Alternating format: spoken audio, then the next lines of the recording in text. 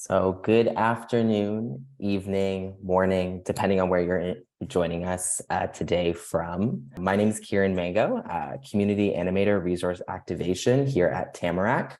While my day-to-day job here at Tamarack is really focusing on working with the communities that we work with around their financial sustainability, as a young person and organizer in my spare time, the immobilizing and often anxiety-inducing feelings of the climate crisis are not unfamiliar to me. Learning how to act together and care for one another amid crisis is a journey I think many of us have been catapulted into out of necessity, whether it was creating mutual aid groups to respond to the pandemic, leading rallies and marches to fund communities and not police, or organizing around Indigenous-led land defense campaigns against extractive industries.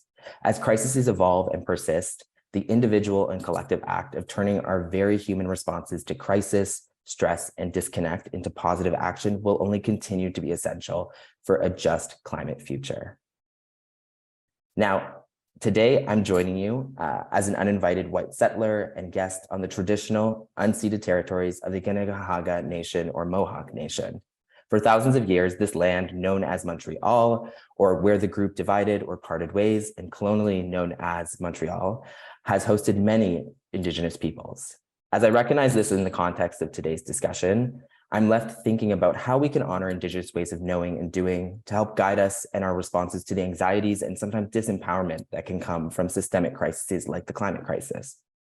I'm thinking about how Indigenous nations and communities have been responding to crisis for, the current political moment, but for long before, knowing about the histories of colonial extraction, degradation, and genocide.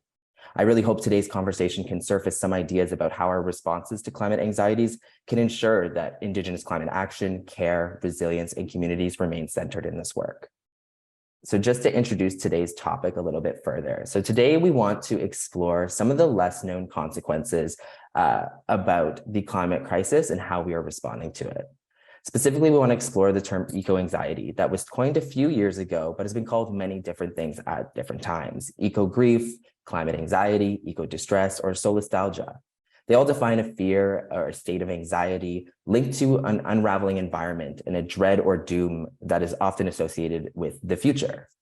Grappling with the scale and severity of the climate crisis can trigger many emotions from fear and anger to hopelessness and despair. But at the same time, connecting with your community and taking positive action, whether that's individually or collectively, can really bring feelings of hope and joy forward.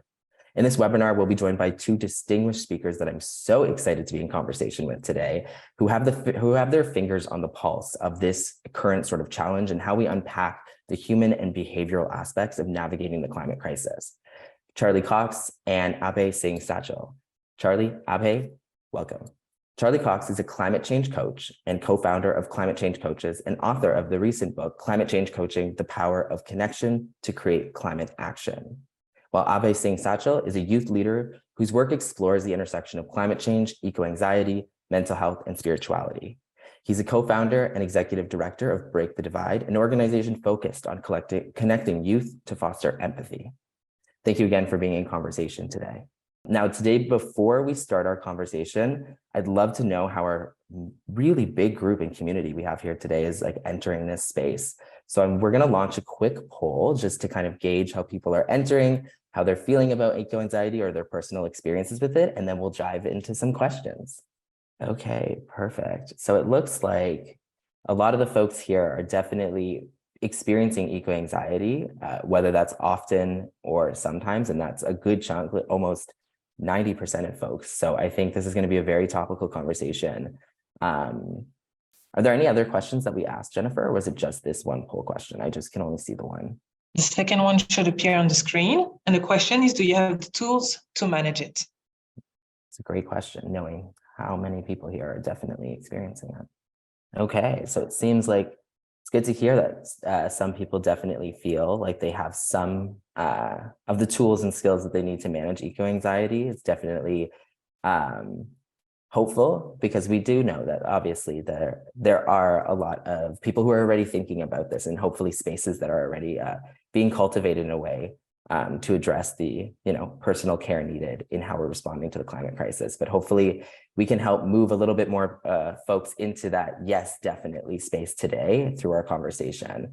So thank you to everyone who took some time to answer the questions. And now I'm going to transition into some questions for our speakers. And we're going to start by helping our speakers locate themselves and their experiences in the climate movement before we turn to speaking a little bit about how we can build caring movements and spaces for climate action, and specifically tease apart what exactly eco-anxiety is.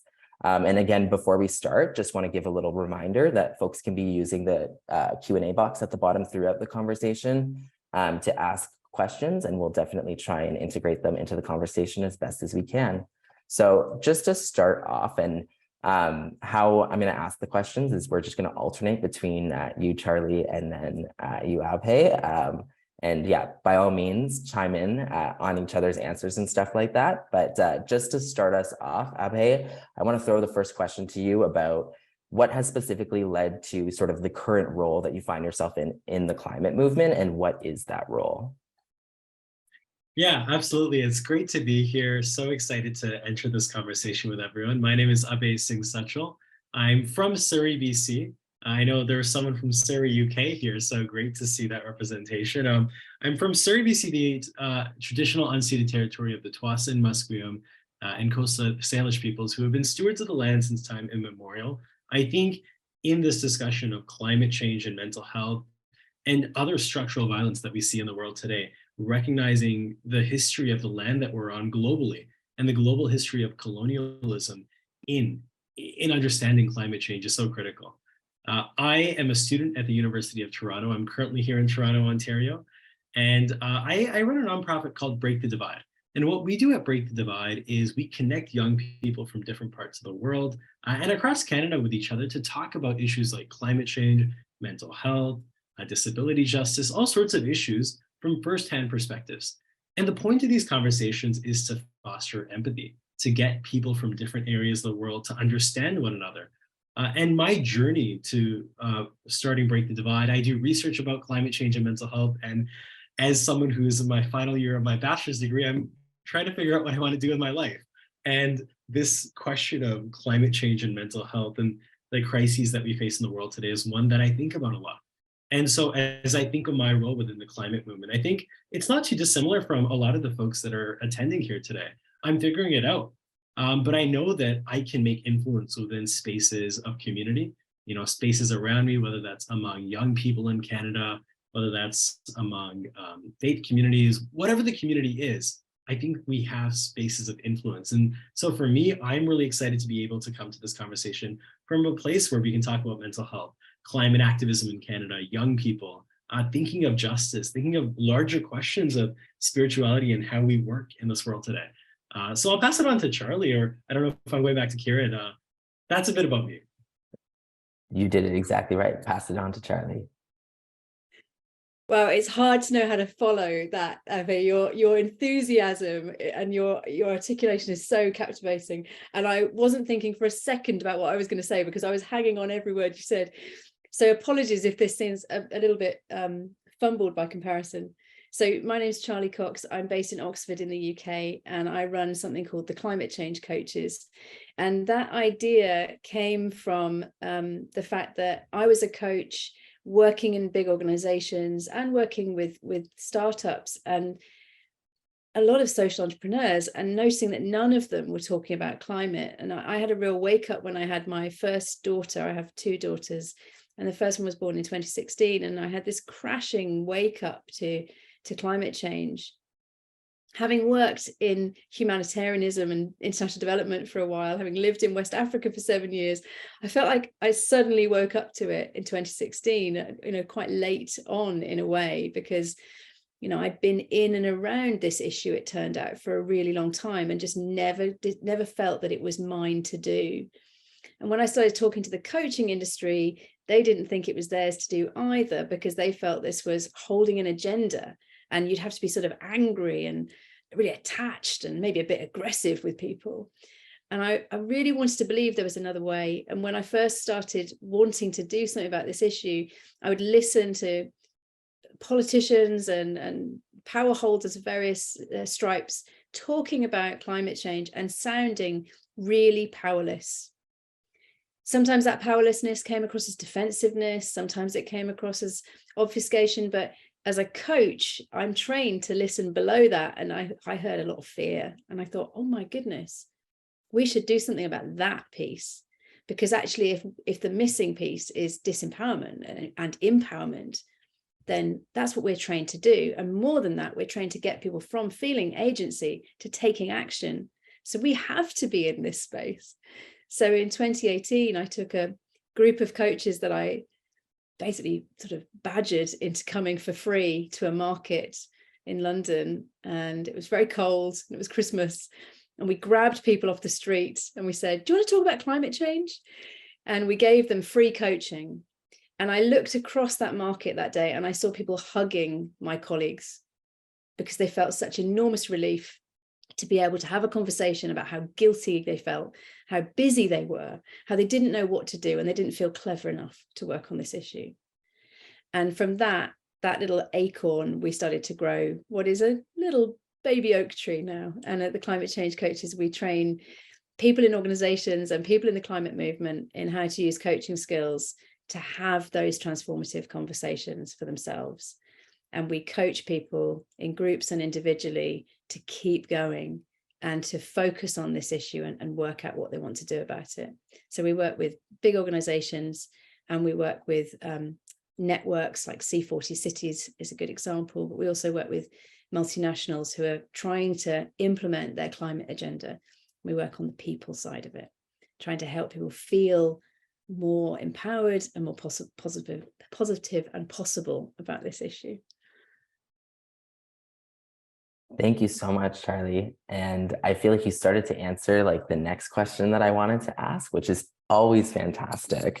But it's really interesting, I think, also just hearing about your perspective and Abhay's and how you both are coming at it from a little bit of different, working with different sort of groups of individuals, but still having so much synergy between how you're approaching this with a lot of empathy and really supporting people in their individual journeys, as well as the collective journey of taking action. I'm really curious, Charlie, I want to throw over the question that you're already starting to answer a little bit in trying to talk about how exactly the coaching journey aligns with also like dealing with feelings of climate anxiety or just general sort of disempowerment. I want to detangle a little bit what exactly sort of eco-anxiety looks like in your experience, or when you conceptualize it, what exactly does eco-anxiety mean? And when we think about, you know, climate and mental health, what sort of comes to mind for you at that sort of intersection? And I'd be really curious from your experience, and then Abhay, please, I'd love to hear yours as well. I think there are almost two questions in there, because when I think about climate and mental health, my brain jumps to the poor mental health of people working in this space. I encounter a lot of very burnt out people. And that's because we understandably get very attached to wanting to make a difference, to wanting to have impact. And if we're not careful, that attachment can drive us subconsciously into feeling like it's all on us. And then we work really hard, really long hours, and we start to not recognize the toll it's having on us physically and emotionally and on our relationships. And often that leads us to do something that I saw a lot in international development, where we sort of cut everything off below the neck and we become very intellectual about the issue. And then we don't notice the physical toll, and we also don't notice how much it's hurting us emotionally.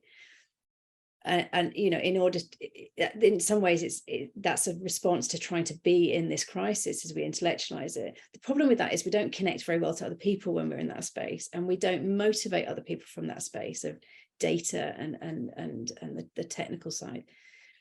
So I have a lot of empathy with people who come into our trainings, because it almost feels scary sometimes to go down and to start to talk about why they care and what they yearn for.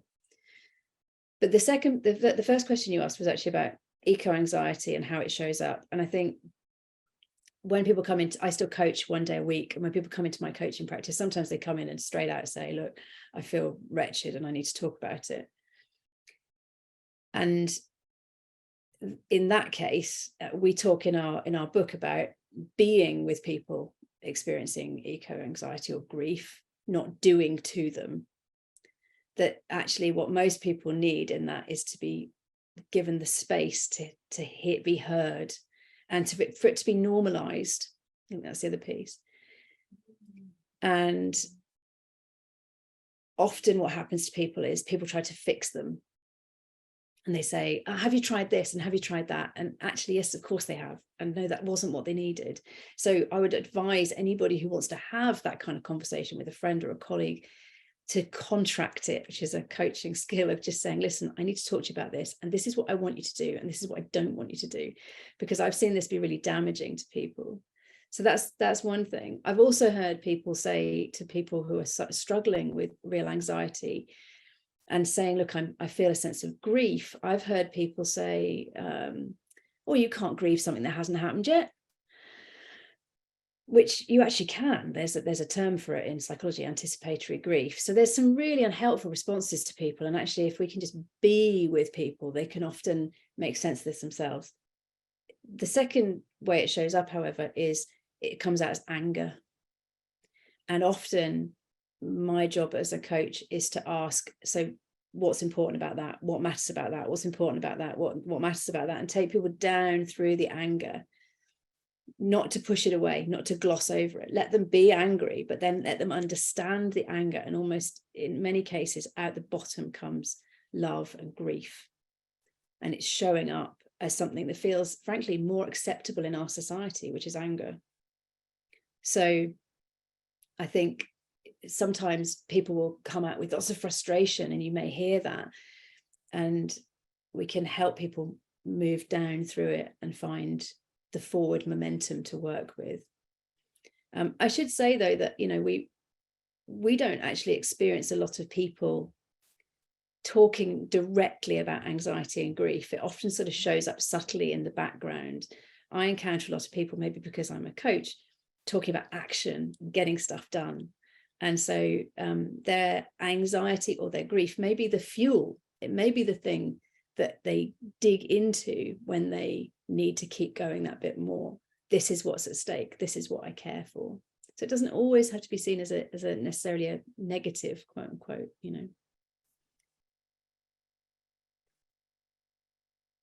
Yeah, thank you for that very thorough answer. I am going to let Abhay maybe respond before I try to bring out a few things that I feel like are really sticking out for me. I also want to say thank you to the folks in the chat who did alert us to someone making some inappropriate comments. That's not tolerated in this space. And thank you for alerting us to that. But now I'll pass it over to Abhay.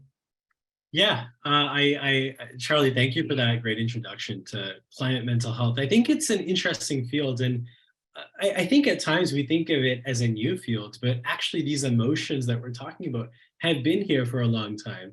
I mean, again, in my 21 years, I've seen a lot of anxiety, a lot of grief among young people. And when we start to unpack some of these emotions, like we heard the term solastalgia, for example. What is solastalgia? Well, what is grief when it comes to climate change? I think, so solastalgia, for example, refers to the feelings of place-based homesickness, that you might physically be in the same location, but it feels like the environment has changed so much that you're no longer at home. And I have experienced that. I remember when I was in BC, growing up in British Columbia throughout my childhood. I remember I was in BC in 2020, I think. It was the summer of 2020 when we had the crazy heat waves throughout BC. I think it was 40 degrees at one point. And again, for people joining from around the world, 40 degrees, you might say it's not that bad. 40 degrees is unbearable for me. And for many people whose housing is not built for that, for example, who don't have the ability to cool down during a temperature like that. Like, I remember that was when I felt an immense sense of solastalgia. Like, I was no longer at home at the place that I was comfortable with, despite being so used to it. And so when I think of climate change and mental health, it's feeling loss of identity, feeling loss of place, worrying about the future is a part of it. But I think everything that comes with that worry, everything that comes with that anxiety is that part of climate mental health. So I think, and I'm excited to talk more about this maybe in the next questions. What does it mean to take agency, to take that empowerment back to your own ability, and do that in a space of community where you're not just working alone, but you're working alongside the people around you. So I'll pass it back to you, Kieran, and I guess we can get this discussion on a roll. Yeah, I think one of the things that's really like striking me from the conversation already is I think sometimes when we hear the term anxiety, like it's a very individualized experience. But when we think about like the climate crisis and like also climate action, it's collective. Like some of the deepest work and some of like when we think about the spaces in which we can take action and feel agency, it's so collective. And so I think one of the things I'm so curious to hear from you folks is around sort of the way in which we can start thinking about climate anxiety in a more collective fashion, and how like collectivity is really a route to the path forward, I think, in dealing with these feelings of disempowerment and discomfort, and sometimes these things that immobilize us. And I'm really curious, like around like understanding this sometimes tendency to individualize eco-anxiety and stuff like that. How have you been able to maybe respond to maybe this like as like a common myth, or just like a way in which sometimes like discourse, I guess, plays out around these sometimes pathologized feelings and responses to the climate crisis? Yeah, I can get started with this one. I think when we think about who experiences climate anxiety, I think that's a really good question to start with. Typically, we might think that the people experiencing eco-anxiety are people that don't actually have much else to worry about. So people who are stable, people who might not have to worry about food, or I guess more pertinent issues, like people that don't have to worry about racism on a daily basis, people that don't have to worry about discrimination because of a disability. Like, if you are so worried about other things that are actively impacting your life every single day, it makes sense that climate change, which might not be impacting your life every day, or even if it does through, I guess, through extreme weather events, it's not your top concern. And even when those events do happen, I mean, again, reflecting on the chat for a second here, if we think of the statement, climate change is not real, where is that coming from? It's coming from this sense that many of these issues have been perhaps politicized, or certain groups have attempted to politicize things. But when we bring it back to the real life impacts of these events on real people, you can't deny that extreme weather events are happening. You can't deny that these are having impacts on people. And at the very basic level, if a natural disaster happens and people are experiencing extreme anxiety, extreme loss because of it, I think that's something that we can all connect with. And so in this question of how do I experience eco-anxiety as an individual, or how does that work as a community, I think it starts with understanding who you are and what your community is. What communities do you belong to? Where do you exist in spaces beyond yourself? And I think for me, although that question might seem easy to answer, it can actually be a lot more difficult to understand what are communities that I feel safe and comfortable in. And then within those communities, how can I hold influence? Because I mean, to Charlie's story of being on the streets and talking to random people about climate change, I think that just goes to show that in communities and spaces where you might not feel like other people have similar experiences, it's worth talking about. It's worth talking about your emotions, your anxieties, your fears. And I think in beginning to do so, we can sort of collectivize this issue of climate mental health, and that can lead to the action that we need to see. And creating those sorts of coalitions across communities is that next level. Like, when we are working on the fight against climate change, we are also actively working on other related issues that have caused climate change or are related to climate change, that exacerbate climate change. And so those intersectionalities, I mean, again, when intersectionalities, these sort of words that we use are just ways to describe the real life experience of these things overlaying in a very practical sense. Yeah, I would absolutely agree with this idea of being in community as a way of reducing anxiety. I noticed that someone mentioned that in the chat as well. And often I think people come to us as coaches because they feel alone and they want someone who gets it and who doesn't say, you're crazy, why are you even worrying about this? Who actually says, yeah, seems like a pretty logical, rational response to this crisis to feel this way. And I think the other piece of that is action. So taking action. I mean, if we think about acceptance and commitment therapy, a big piece of why that works is that it has an action focus, and it's about, you know, whether we reflect and act or act and then reflect, there's that virtuous circle of doing something. I can say that when I feel climate grief or climate anxiety, it's often when we're in a kind of holding pattern as a team. You know, we're waiting for a project to get started, or in a strategy round somehow, and I don't feel like we're doing enough, and that's because I'm attached to doing something about this. So I have to start noticing that attachment and maybe finding other ways, other outlets. So for example, I cooked lunch the other day for all the teachers at our school as a thank you, and that partly was because I really wanted to thank the teachers, but it was also because I just wanted to do something practical right now that felt like I was being kind and in service somehow.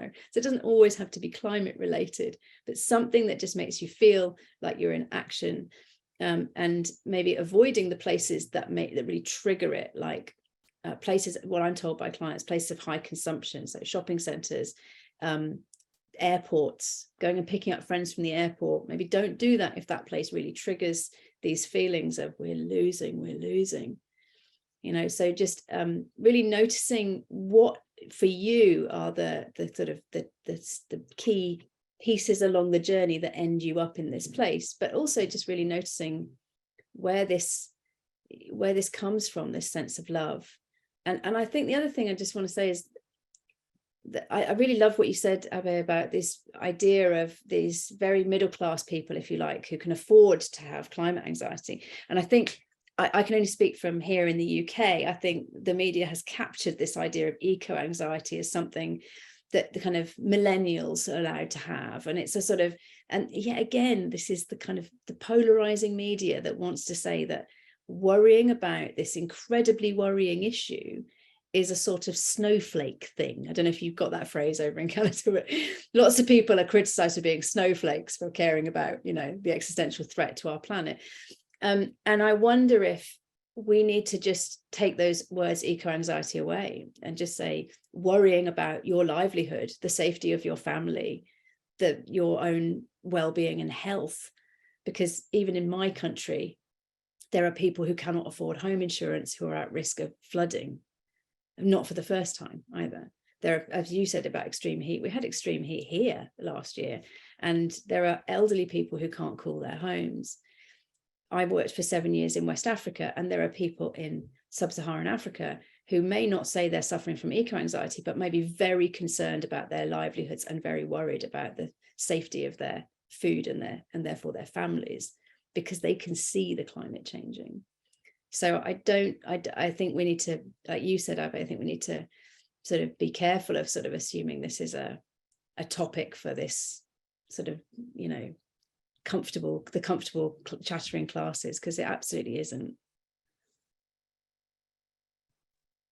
My brain is going in so many different directions after everything that was just said. I feel like bringing together like your question, Abhay, around like who you are in this and who is your community, and then also speaking to like, yeah, who experiences eco-anxiety, and like just really also connecting it to like the intersections and the ways in which other crises are constantly occurring. And maybe we're not using the same terminology for how we're responding to those crises, but there's still like very similar sort of reactions from the body and from our communities and stuff like that. And obviously, like exactly what you were just saying, Charly, around, just maybe we don't even need this term eco-anxiety, but just we're responding in a very normalizing way to the state of affairs that are around us and stuff like that. I'm really curious, like we started to talk about, you know, really bringing the conversation towards emotions and being, you know, like coming back to your comment around sometimes people just need someone to be there with them and to listen and stuff like that. So I'm already seeing these few sort of tactics in which, you know, we can build spaces that, you know, allow for eco-anxiety or just the feelings that come with, the climate crisis and our response to it, to be present in our community and building spaces and stuff like that. But I'm curious for you both, if you have any other sort of things that come to mind when we're talking about how communities can come together or how we can build spaces that really allow for us to really show up as our whole selves, but also to hold space for the fact that people will be showing up oftentimes, from a state of maybe not having people to talk to previously about this, or feeling disempowered, feeling anxious and stuff like that, and how maybe that's shown up in your work to date. Yeah, I think that's an excellent question, because in terms of the real life strategies that we use to bring people together and to talk about these issues, I think of, on that piece that I raised up about community, like, what is your community? I think the next question, once you identify what many of the communities that you belong to, or what many of the identities that you have are, the next question can actually just be, what is the knowledge that comes from that community? And what is the knowledge system actually that comes from that community? Like, what is the way of thinking in terms of how to live life? What are the values that come up? Where do my values come from? How do I challenge dominant narratives? Like, those are the questions that start to come up. I think at Break the Divide, we've been connecting young people from around the world. And within Canada, actually, when I was doing some research about climate change and mental health, I talked to young climate activists across Canada. And when I talked to a few Indigenous youth, many of them talked about how climate change is not a new thing. Specifically for my Inuit friends in the Arctic, they were talking about how climate change has been impacting their communities for the past 20, 30 years. It's not a new thing. And I had the chance to travel to Iqaluit in 2016. And I remember learning from my friends, after seeing sort of glaciers melting in front of my eyes, after seeing and learning about the impacts of climate change firsthand, I was very overwhelmed then. I was very overwhelmed with the enormity of the situation, by how big climate change was. At 14 years old, I saw climate change firsthand. And I remember learning and listening from my Inuit friends who talked about, again, this idea that climate change is not new for them, and that they've been adapting for the past 20, 30 years. And they've been leaning into cultural factors of strength and resilience that have allowed them to adapt. And so in learning from that, I remember coming back to my own community and talking to young people about climate change, talking to my friends. And as Break the Divide expanded, we've talked to young people in Zimbabwe, and they've talked about how, again, they may not use the term eco-anxiety, but this fear of food insecurity, this fear of displacement, that is very real. And I think if we can resonate with those experiences and go inwards, that's very exciting for me, that prospect. It's hard work to go inwards and get in touch with your emotions and understand how you're feeling at the very base level, and then to use that knowledge to then understand what your community knowledge says. That's difficult. And like, I think, again, growing up in Canada and understanding sort of reconciliation in action has been a very interesting experience, because as I've sort of tried to understand my positionality within spaces of Indigenous action, for example, I've begun to understand that decolonization is something that involves challenging dominant white narratives of how to exist in this world. And for me, a lot of that journey has been unpacking my own spiritual, my own religious belief system. That Sikhism as a belief system, for example, has actually been colonized since the British interaction with India in the 1900s or 1800s. The ways that Sikhism has been practiced globally has been forever changed. And so for me, I've been on this sort of journey of learning from people that have been decolonizing that history and that journey. And I think that's something that's been very new to me, but it's been very exciting. And I've been constantly learning new things. It's been very cool. And I think when we think of how to create community, I know some of the messages in the chat talked about since COVID, it's been difficult to engage with community. I think in general, the way that our societies are set up, it's hard to find places where you can just meet with people that you want to. That's not a bar at like midnight. And so I think in tackling these questions, start with the internal, go deeper, ask deeper questions, and share those questions with other people. I think that sort of way of going from a place of apathy or disconnection to empathy and connection with other people, that can lead to action. And that's actually the framework that we use to break the divide. Apathy to empathy to action, in connecting young people and in connecting the world to talk about these issues and take action. I absolutely love that framework. That's just amazing. I think that there's not much more to say. There's just a couple of things that come out of what you just said, Abhay. One is about the difference between our perception of intrinsic and extrinsic values. As you touched on values there, and there's a brilliant organization in the UK called the Common Cause Foundation who've done some work on this idea of people's perceptions of their own and others' intrinsic and extrinsic values. So essentially what they've found is that people themselves are intrinsically motivated around service, kindness, caring, justice, fairness, all these kind of intrinsic motivations, but they believe that other people are extrinsically motivated around wealth, status, the kind of consumerism. So we censor ourselves in conversation because we don't believe other people care about the same things we do. We think they care in a much more transactional way about the accrual of possessions, perhaps, but actually the research doesn't bear that out. And so, in a very real way, that translates into them working with organizations trying to attract volunteers. And instead of saying, volunteer with us, come and join our community group on climate, it'll be good for your CV. That actually isn't why people join them. So instead they say, come and join our community group taking climate action because you'll feel a real sense of belonging and achievement. And so, we can look at that, we can remember that when we're talking to other people. And I think that piece about empathy is really important. We talk about relationship in a slightly similar but slightly different way, relationship with self, like you said, going deeper, relationship with others, relationship with systems, and relationship with the earth. And at any one time, I find that even for myself, one of those is slightly out of kilter. And that could be affecting my ability to be in relationship with all the others. So working on that, checking in with each one of those things is quite useful as a guide. And then the final thing I just want to say about that is in terms of like connecting outside of the echo chamber. So the echo chamber, sorry. So connecting with people who maybe you don't know if they share your views. So that might be the other parents at your kid's school, in my case, for example. And there it's not about going in and saying, hey, listen, climate change is really important and we should all do something about it. But it might be about just starting to ask the question and starting to find out their perspectives on it. And I know from speaking to someone in my friendship group who's one of life's good people who does an enormous amount in the community. And she said, it's not really a problem though, is it? I don't think it's that big. Is it that big a threat? And I said, well, yeah, it is really, really a big threat. And she went, okay, can you tell me about it? So we can create those opportunities. But, the reason our book is called The Power of Connection to Create Climate Action is that we want people to put the relationship first and the issue second, because when you build the relationship, you can broach any issue.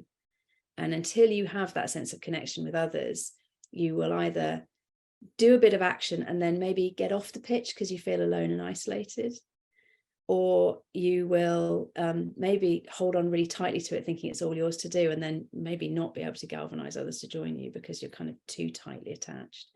So focusing on building support networks for yourself and relationships is really the kind of bedrock for us, and I think the same sounds for your organization, Abhay.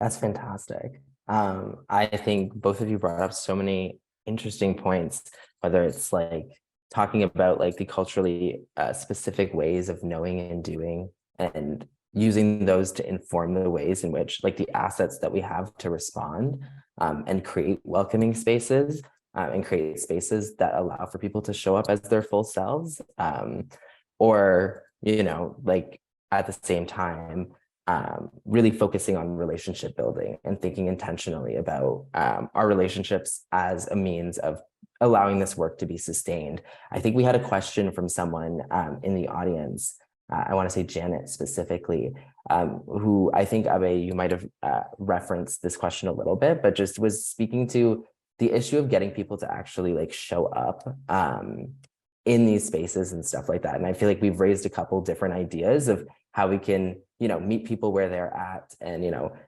when people are actually like in the space, how we can make sure that we're not making assumptions and stuff about how they're entering it, but really getting to know them and getting to know the perspective and reasoning behind why they're entering. But I'm curious, I think in the political moment that we find ourselves in, if there's any other strategies that you would like to share with like the group around how you can bring more people out or get people's registration into actually showing up at an event per se, and into a space. I think that's one for you, Abhay, probably. You're more of a convener than I am. Yeah, I'm thinking about that. I think, one of the other questions that I'm seeing right now in the Q&A box is about, it's difficult to show up when it's difficult to connect with others when you yourself are grappling with a lot of those heavier feelings. And I think that's sort of the answer to the question right there, that even if people sign up and are interested in attending a training or a session or a climate action sort of workshop, if that sort of internal feeling is that things are doomed and there is no point, it can be difficult to show up. I mean, there are big tactics that we can all use to get people to show up, whether that's good social media marketing at a very practical level. Like there are things that I'm sure a lot more people are know a lot more about. But I think today as well, like when I think of the ways that we've been able to have success and engage with young people at Break the Divide, a lot of that has been through social media, through mobilizing new ways that people are connecting. Like we have started making TikToks, and I had 30 followers on TikTok, and I made a TikTok that had 2,000 views within a day. And I was just like, what's going on? And obviously that's not the be all and end all. I do think though that when we try to engage with people in the ways that they're ready to receive it, we're able to engage in a lot more meaningful of a way, so that even if people don't show up at the events that we want to, people that are interested will find you and find the resources that they're looking for and take what they can from it. And so I think, if you're attending this today and you've been in and out of this call, like you might still be able to take parts of it. And I don't think we should take that as a loss. So I think ultimately it's about trying to reach people where they're at and engaging people where you can. Yeah, I would absolutely agree with that. And also a tactic that we use in coaching or in systems coaching is to recognize people for who they are and what they care about. So I'll give you an example. We did an event once with a group of women, rural women in Essex in the UK, who were part of an association, about 100 women from the ages of about 40 to 60, maybe a bit older. And we asked them to walk around the room. So the middle of the room was 100%, the wall was 0. We said, how much are you worried about climate change? And everyone moved to the middle of the room. And we said, and what are you doing about it? How much are you doing about it? And everyone moved to the back of the room. And then they started to express, and I see this in the chats at the Q&A, so I hope this helps. They start to express all the guilt, like, well, I've got elderly parents that I have to look after, and I've got small children, and I've got 3 jobs. And as coaches, we said, wow, we can hear a lot of care in this room, because we weren't being, falsely positive. There were a lot of reasons people were caring about things. And the temperature changed, warmed up. People stopped feeling bad about themselves. And they went, yeah, we do really care. We're not dreadful people just because we aren't acting on climate. And you almost have to come through that for people to then say, but there probably is a bit more we could do. And, if we got together, we could probably, and suddenly ideas start to bubble out, because that sense of shame and guilt is kind of blocking people, and then it makes them turn away into something else. So there are lots of ways you can begin this conversation in communities without really, racing for the finish line. You can start with, let's just talk about how you feel about this. And maybe to the point about how to get people to come to things where they've signed up and then they don't show up. I don't have a good answer to that, but certainly helping people to see the direct takeaways they're going to get. And that's really tricky when we're talking about come and share anxiety, but helping people to understand what they will leave with. It might be leave with a feeling of solidarity or support or lightness. that might help people come, but everyone has different reasons. So yeah, you may have just high attrition. That may just be the way it is. And almost certainly, I would say that those 50% that aren't coming, or whatever percentage it is, are probably the half that really need to come. And at the times I've been burning out, that's the times I've signed up to stuff and not gone, and I really needed it. So, you know, take heart a little bit from that it might not be that they weren't interested. It might be that they just were putting their shoulder to the grindstone yet again. Thank you so much. I think one personal anecdote actually comes to mind from what you were saying, Charlie, around how people show up and not making assumptions, you know, based on what people can and cannot do, or in terms of like action and stuff like that. I've been a part of a few organizing groups across a number of different sort of social issues and stuff like that. And one of the ways that we really started to try to meet people where they were and stuff like that, especially when, you know, people have caregiving responsibilities and stuff like that, and other things, you know, that can really pile up and make entrance into these spaces very difficult and stuff like that, was, you know, like we provided like childcare, for example, during meetings and stuff like that. And that really allowed for parents and other people taking care of kids and stuff like that to feel like they had a space to enter. It was also really, really great as well at the same time too, because we also did start to incorporate like the youth and young people that were coming out and children, and think about like in our organizing, how can we also make sure that there are young people or activities for kids when we're hosting this rally and stuff like that, and what can that look like and stuff. And we found that to be a really, really great way to make sure that we're like organizing our spaces in a way that it's not just for that person who's like an individual with no dependents and like, you know, might have a certain level of like financial capital or class and stuff that makes it easy to show up, to take the train in and whatever, et cetera, et cetera, et cetera. So it's really, that just popped to mind for me when you were talking. But I also want to pass it over to Abhay. I saw your comment in the chat. I think you wanted to make a comment about leadership really, really quickly, and I totally glossed over it. That's so, okay. And I think I saw a few questions in the chat about that intersection between guilt, individualization of guilt, and leadership. Like, how much can we blame ourselves when we've sort of been set up to fail? And if we think of flying as an example, I think flying was something someone mentioned in the chat. You know, if you have to fly for work, or if you're flying to see family, I don't think that the future, like, okay, personally, the future that I want to see in the future that I want us to build is not one where we can't see loved ones on other continents. That's not the future that I want to see. And I think understanding that we can have many of the beauties of life today while building a net zero sustainable future world, those two things can happen at the same time.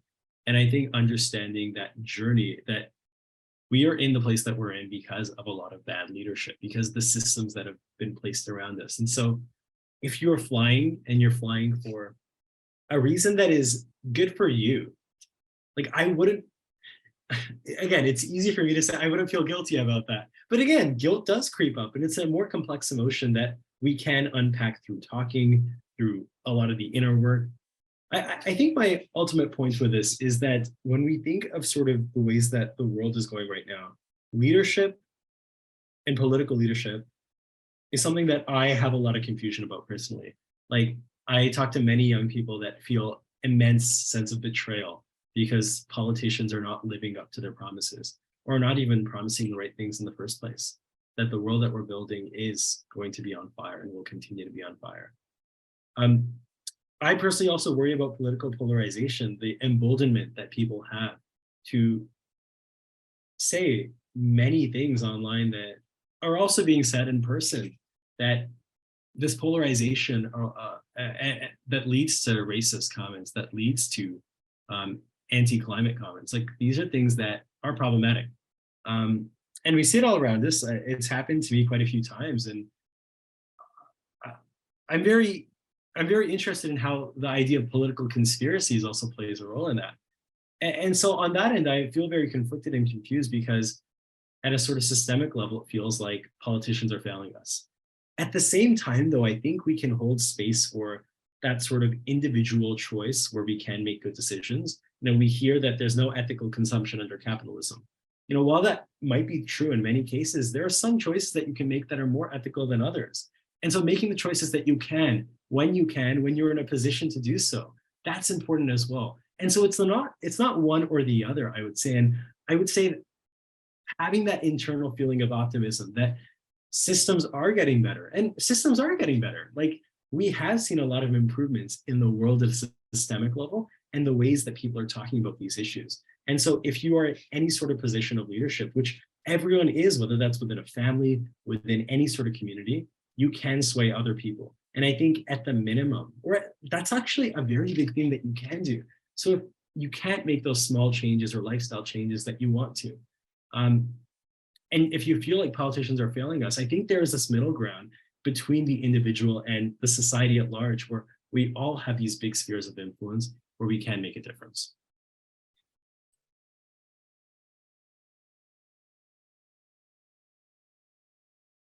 Thank you so much for that. I wanted to pass that over. Maybe, Charly, if you have anything else to add to that. I know something in your work that I feel like struck me a little bit, and just reading a little bit of it, was really connecting sort of individual transformation to systemic change, and thinking about how, we really can reclaim a sense of agency on an individual level, but how that transfers into systemic possibility. And I'm wondering if there's anything more that you want to speak to in relation to what Abhay was just mentioning. Well, I suppose we have a rather simple sort of idea that when people connect really well together, they swim together like a shoal of fish and they change systems. And unfortunately, when that doesn't happen, it doesn't happen because people don't believe that other people care. So the difference for me as a coach coming into this space and kind of trying to codify what climate change coaching was, because our book was the first book on this, it's a very new discipline in our industry, was to realize that there are two forms of disempowerment working here. There's can I do it, which is what coaches normally work on. Kieran, you might say, I want a new job, but I don't believe I've got the right CV. I don't believe I can do it. But you'd never say, but you and Abhay can't get a new job either. You'd say, people can get a new job, but I can't. But in this space, you might say, well, I reckon I can do this. I can go and clean my local beach, but no one else is going to join me if I do it, and it'll be filthy next week. What's the point?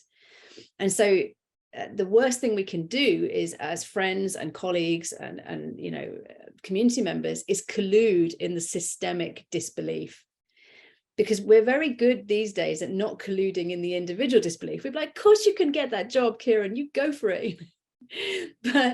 but what we don't necessarily catch ourselves on is when someone says, well, I might do this, but there's no money in my organization for it. We go, yeah, you're right, there isn't. Or no one else here cares about it. Yeah, you're probably right. And it's that intrinsic, extrinsic piece again coming out. And if we can say, well, hang on, how do you know there's no money?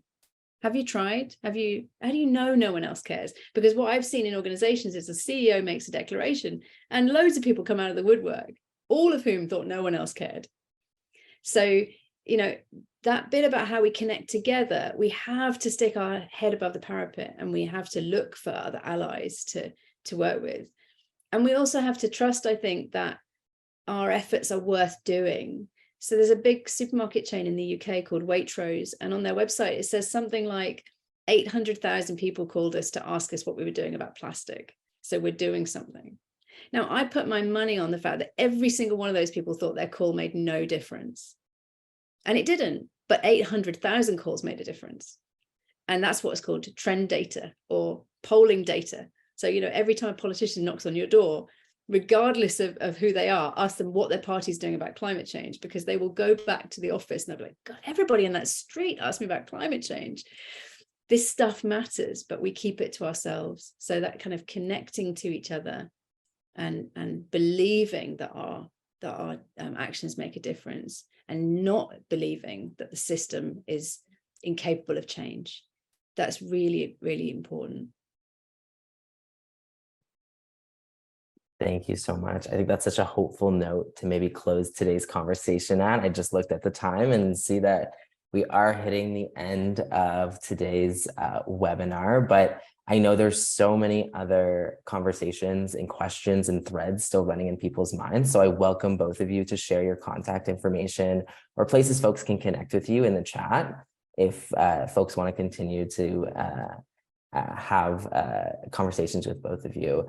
But at this time, I'd like to thank everyone, and especially our speakers today, for sharing your curiosity, interest, and insights with everyone. I think all 100 of us on here, I think we definitely are all sharing a very deep passion for moving forward together in this climate crisis. And I think, we kept hearing today to look towards your allies, and you've already got 100 here. So really, I think this is a great place to start. And I just want to say a huge thank you to Charly and Abhay again. Just a couple logistics for everyone here. The recording of this conversation will be sent out in a couple days. As well, before you sign off, I think it was shared in the chat a couple times. It'll be shared again. We do have a little bit of an exit survey that we'd love your feedback on, just to get a sense of how people thought today's conversation went. And then as well, next week, we will be having our next webinar on January 18th, which is the Connected Community, Discovering the Wealth, Health, and Power of Neighborhoods. So thank you to everyone again who joined us today, and I hope you enjoy the rest of your Tuesdays.